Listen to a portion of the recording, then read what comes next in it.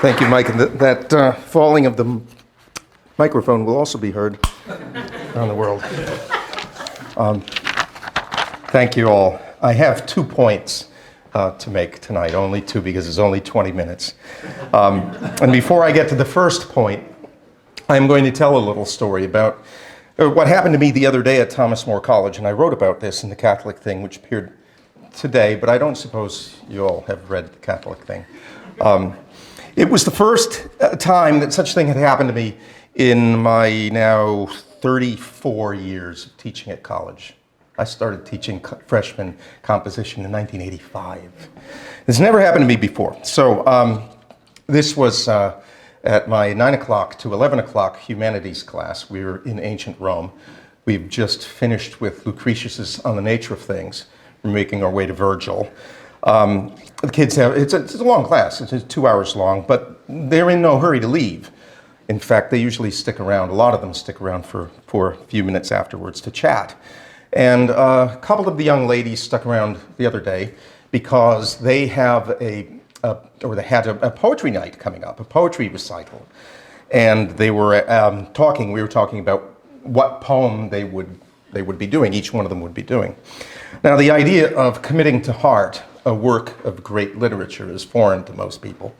But if you think about it, it's the one way that anybody has, a commoner can have, of really possessing a great work of art. If you want to see Caravaggio's The Calling of St. Matthew, you've got to go to Rome to see that. But you don't have to go to Rome to commit a great poem, a great work of art to heart. So it came out that the two of these young ladies had decided upon the same poem. And it was Gerard Manley Hopkins' great poem, the sonnet God's Grandeur. Now, if I was anyplace else but here, or at Thomas More College, if I was at University of Connecticut or someplace, Lord forbid, everybody's eyes would glass over because I used the word poetry. And nobody would know who Gerard Manley Hopkins was. He's this great Catholic poet of the 19th century, a convert along with Cardinal Newman to the Catholic faith. And they recited together with me, unprompted, the poem, which I will recite for you now. Now, there's one tricky word in it. It's the word reck, R-E-C-K. It doesn't mean destroy. It means to acknowledge, to obey. They began without a hitch and ended without a hitch. The world is charged with the grandeur of God. It will flame out like shining from shook foil, gathers to greatness like the ooze of oil crushed. Why do men then now not reck his rod? Generations have trod, and all is seared with trade, bleared, smeared with toil, and wears man's smudge and shares man's smell. The soil is bare now, nor can foot feel being shod. But for all this, nature is never spent. There lives the dearest freshness deep down things. And though the last lights off the black west went, oh, morning at the brown brink eastward springs, because the Holy Ghost over the bent world broods with warm breast and with, bright wings. You see, you can hear pin drop now. I did this a few days ago in Birmingham, Alabama, to two groups in Birmingham and Huntsville, to 2 groups of Catholic teachers for the Diocese of Birmingham.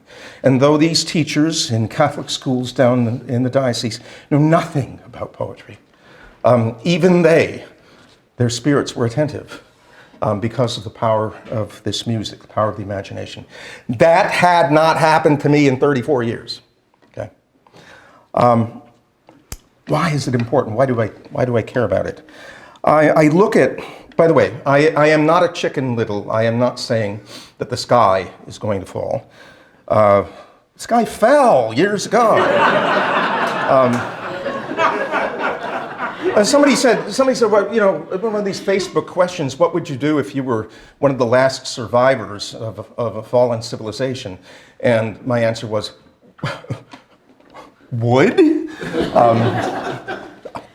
I am one. It isn't the case that unless we do something, the very thing, culture itself, will collapse around us. That's already happened. It already happened. So I'm not here to warn you about what's going to happen. I'm here to encourage you to do something constructive about it. And it has occurred to me with some pain in recent months. As we have watched, my family and I have watched some of the young people that we knew when we were homeschooling our kids 20 years ago. Watched as these young people, my daughter says, they are absorbed into whatever thing that is out there, Jabba the State. They are assimilated. And it's disappointing. And I have a feeling I know why. It is because the imagination in these cases was never formed when they were young. We have spent billions of dollars, haven't we? And it must be spent, some of it must be spent anyway, trying to get half-decent laws passed that favor marriage and the family, that favor life, or more often, to try to prevent absolutely dreadful laws from being passed. This is necessary work. And yet, what have we gained from all of that, practically speaking? We've gained some temporary and partial victories, very temporary and very partial, only to find them absolutely overwhelmed by the next cultural collapse, cultural loss. So I have been thinking lately that not only in this case must we put our hope in a restoring of culture, it is almost the only hope, I'm speaking in human terms and earthly terms here, that we have. The imagination is going to lead us, or it's going to lead us to heaven, or it's going to lead us to hell. It's the thing, it's the one thing needful when it comes to raising young people, now I'm persuaded, and changing whatever it is out there that is called by the name of culture, but it's not.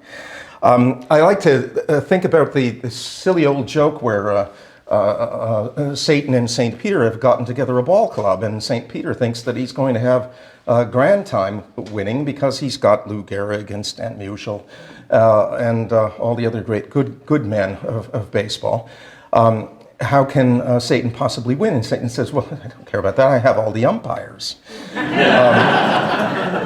Well, I imagine that Satan makes a similar deal with, would take a similar deal with God. You can have your occasional political victories. You can have a solid catechism. You can have actually solid theological teaching or catechetical teaching in your schools. You can even have a married mother and father and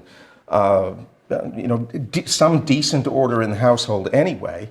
You can have a variety of things in place. If you give him the imagination, it's over. Okay? That's all. He doesn't need any more. Everything else is icing on the cake for him. If he has the imagination, barring a miracle of God's grace, he has the person.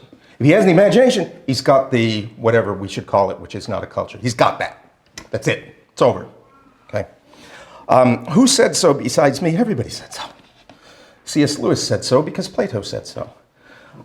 C.S. Lewis recalled the great metaphor that Plato used of the soul, with the tripartite soul, with rationality being in the seat of the charioteer, that chariot being led by two horses, one wayward but one noble.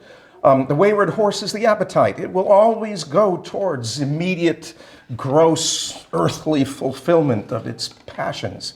But that noble horse can be directed by reason. And it has a view of real beauty. It is on fire for that beauty. The noble horse, if well trained, can put the curb on the wayward horse. That charioteer is going someplace. And he's either going towards this great and noble vision of beauty, or he's going in the direction of the appetite. There's no third option. It's going to be one or the other. Now, if we have not given our young people visions of true beauty, that doesn't mean that they won't go anywhere. They will go where the mass media has them go. They'll go mass entertainment. Mass entertainment, mass politics, and mass education, they're pretty much all the same thing, right? That's the direction they will go in. We know this, and we're painfully aware of it. Confessors are painfully aware that young people are accessing vilest things on the internet. By age 10, age 11, they are having their imaginations deformed everywhere. They're not going to stay unformed forever. They will be either formed to direct the soul and its longing towards beauty and goodness, or they will be deformed. And these days, unless you are really intentional about it, unless you're quite clear, you know where you're going and you know what there is out there to avoid, they will lapse back into that because it's the easiest thing. It's the most available thing. It's a heck of a lot easier to go click, click than it is to read a play by Shakespeare. And so they will do that, okay? Unless we reclaim the realm of the imagination, it's over. It's over. Now, in one sense, that task is quite difficult, right? Because you have no allies in it, at least no contemporary allies. All the schools are against you, really. They're all against you. Let me be clear, they're all against you. We have school systems that are run by people who actually think it's a good thing for young people to be introduced to perversions.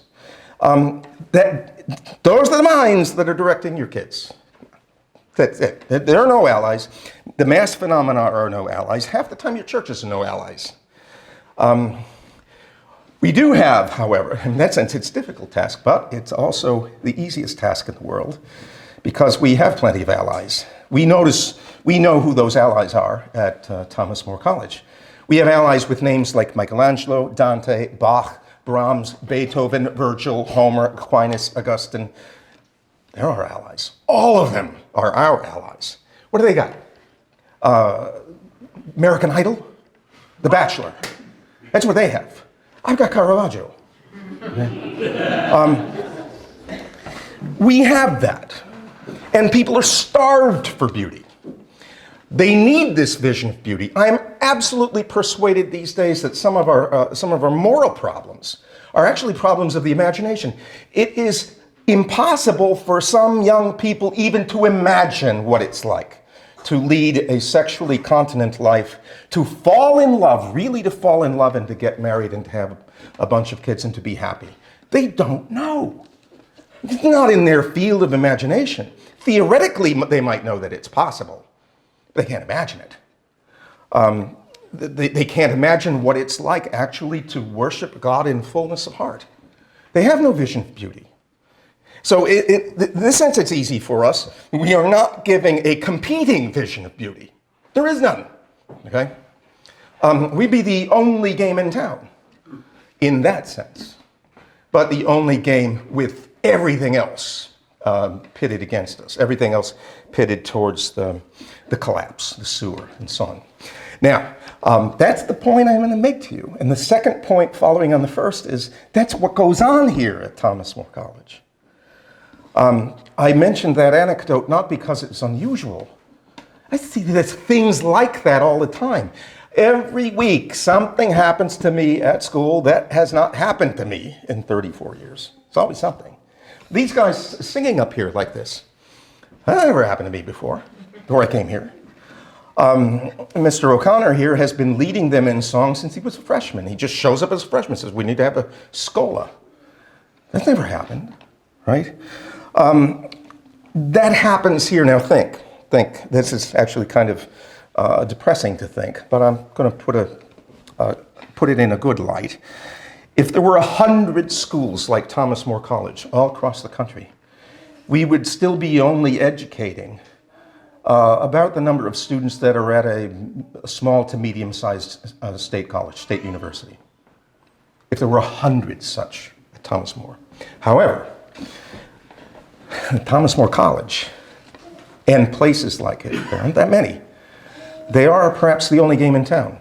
If you want to invest in that, in one sense very difficult, but in another sense very easy because we got all the allies on our side, like Michelangelo. If you want to invest in the restoration of culture, properly speaking, both folk culture, real vibrant popular culture, high culture, all of it, this is it. Not going to happen at University of Connecticut. It's not going to even happen at my old school, not anymore. St. used to be Catholic College. Not happening there. However, imagine what happens when, say we have 100 students right now, and some of those students go forth and they may lead very private lives, but private lives of sanctity and goodness. Lord knows what happens, what secret, wonderful things happen because of those lives. Some of them will lead maybe more public lives. We are the seed corn for this restoration. This student over here may begin a new classical Christian school. They are popping up all over the place, but from where, except for from students like the ones that we graduate here. We could use 100 where everyone is now, but there are a heck of a lot more than there were even 15 years ago. Classical Christian movement is, I think, not even that old, right? And that person over there perhaps may revive the original and noblest of human arts, poetry, now fallen into abeyance because the cold hand of academia is at its throat. And who knows but what kinds of greenery may grow up from there. This student over here may rejuvenate a parish, not by being bossy and leading a liturgical committee, but by maybe reintroducing young people to what music is all about, sacred music in particular. It's here and a few places like here, or nowhere, I am thinking now. And sure, yes, I understand giving to political action committees. All that money, and what do we got? What do we got, right? We don't even know what a boy and a girl are. That's what we got. But to give here is to, I think, give to the taproot of what will be. And I won't maybe be alive to see it, but will be a Christian culture again. Thank you.